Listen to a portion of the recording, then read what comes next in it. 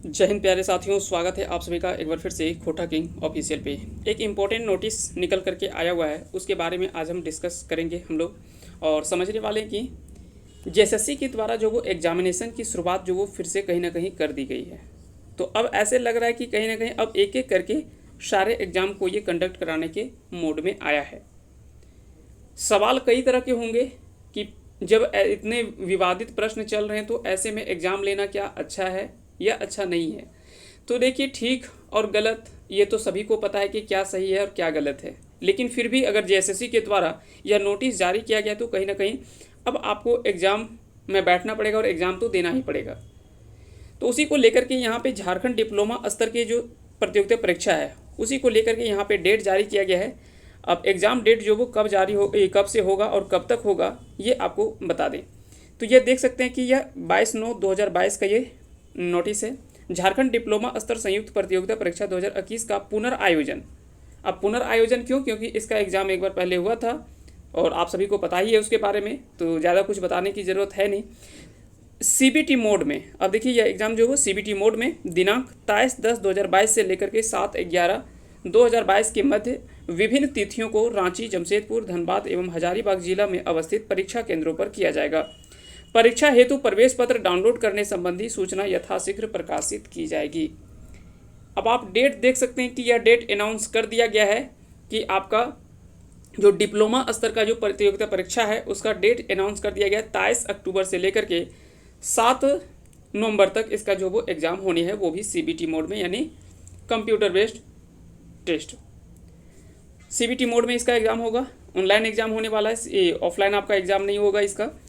तो ये सारा डेट दिया हुआ है। अब यहाँ से कुछ चीज़ों को और हम बताना चाहेंगे। अगर क्या इसका अगर एग्ज़ाम हुआ है तो क्या अब सचिवालय वगैरह का भी एग्ज़ाम होने के चांसेस हैं? क्या उत्पाद सिपाही का भी एग्ज़ाम हो सकता है?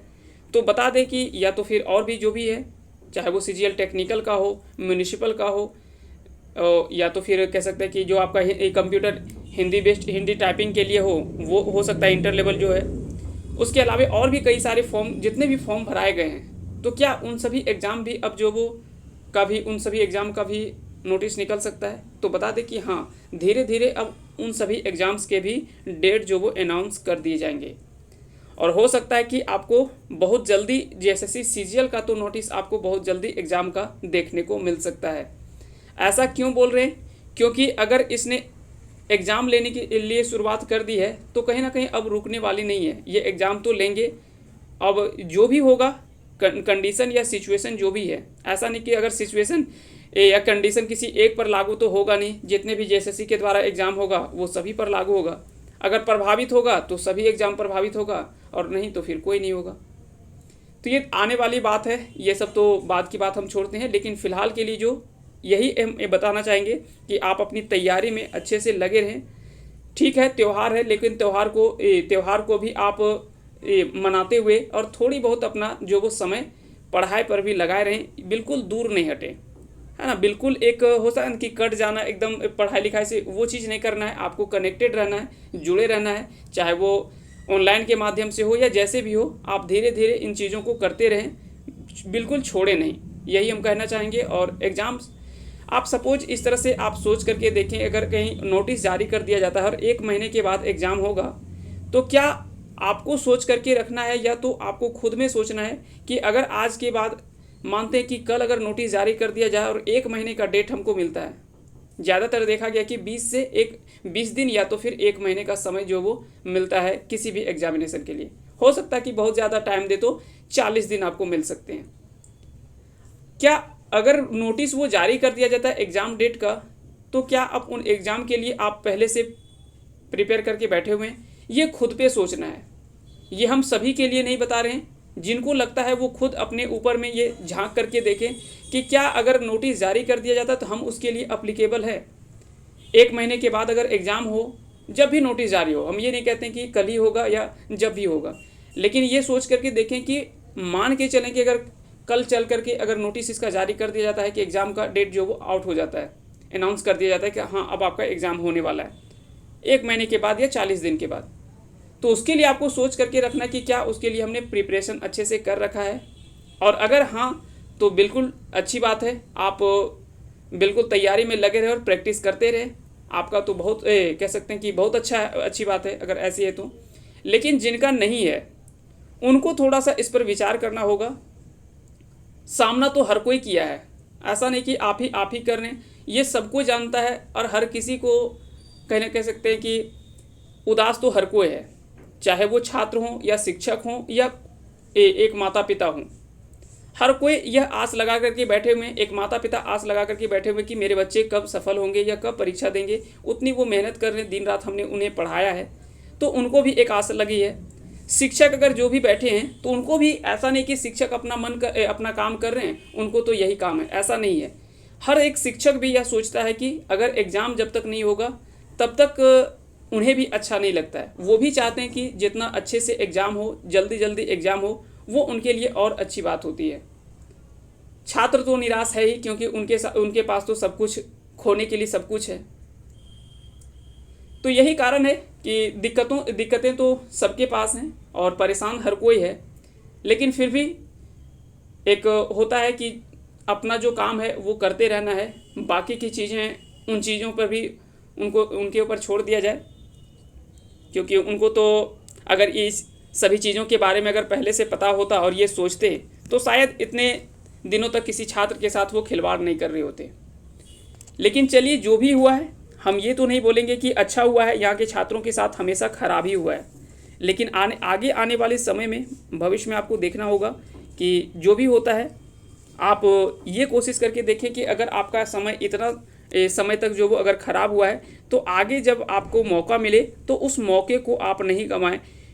बता दें कि अगला मौका अगर आप गंवा देते हैं तो फिर आपके पास कुछ भी नहीं बचेगा। ना आपके पास, कई ऐसे छात्र होंगे जिनके पास उम्र सीमा अंतिम स्टेज में होगा। कई ऐसे छात्र हैं जिनके साथ आर्थिक तंगी, घर का प्रेशर, बहुत तरह से चीज़ें आती है सामने। ऐसा नहीं कि एक चीज़ आता है और यह छात्र एक भली भांति समझता है कि उसके साथ क्या क्या सामना करना पड़ सकता है पूरे जीवन में। ऐसा नहीं कि बहुत अमीर लोग यहाँ पे जो वो इस लेवल की तैयारी कर रहे हैं, ऐसा नहीं है।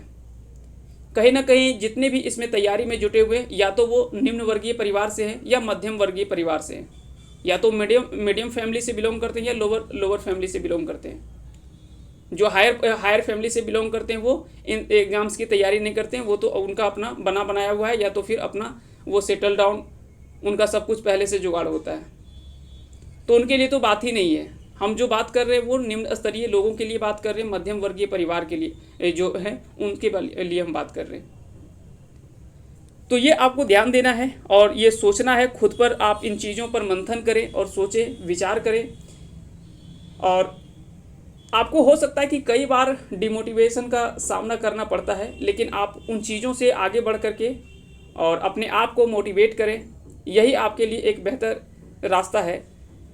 क्योंकि अगर हो सकता है कि थोड़ी देर के लिए आप परेशान हो जाएं, उदास हो जाएं, बहुत तरह की चिंताएं अपने ऊपर ले लें, लेकिन क्या उनसे सब चीज़ों का सामना उनसे सभी का हल हो जाएगा? क्या उसे सबका हल नहीं निकलने वाला है।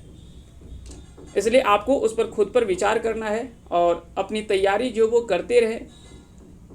कई लोगों का सवाल होगा कि आखिर में करते रहे तो कब तक करते रहें, इसकी भी तो कोई समय सीमा होनी चाहिए। तो समय सीमा, यह सवाल हर कोई कर रहा है। अगर आपका ये सवाल नहीं है, ये सवाल हर किसी का है।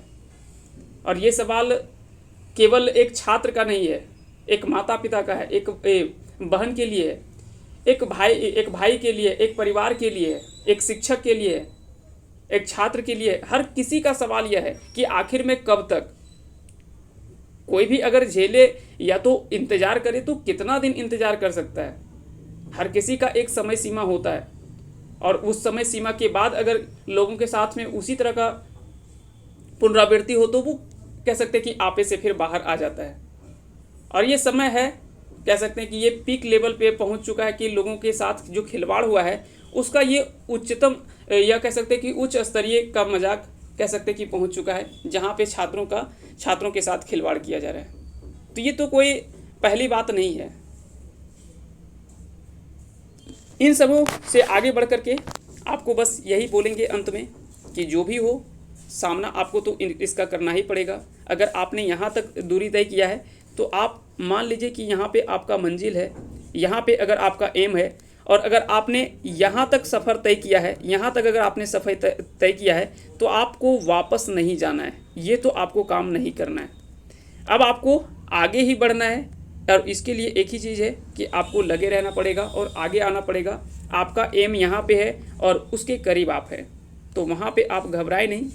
थोड़ा सा भटकाव होता है, लोगों के साथ डिमोटिवेशन होता है, क्योंकि काफ़ी लंबे अरसे तक छात्रों के साथ ऐसा स्थिति देखने को मिला है। इसलिए आप बने रहें, निश्चय ही आप सफल होंगे।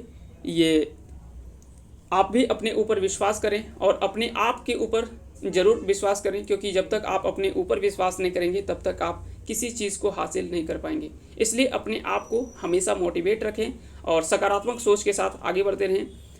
आगे कुछ नहीं बोलना चाहेंगे, बाकी सभी चीज़ें सबको पता है, ज़्यादा बोलने से फ़ायदा है नहीं। लेकिन फ़िलहाल के लिए इतना ही, मिलते हैं हम नए वीडियो के साथ। तब तक के लिए आप सभी को ढेर सारी शुभकामनाएं और अंत तक बने रहने के लिए बहुत बहुत धन्यवाद। जय हिंद, जय भारत।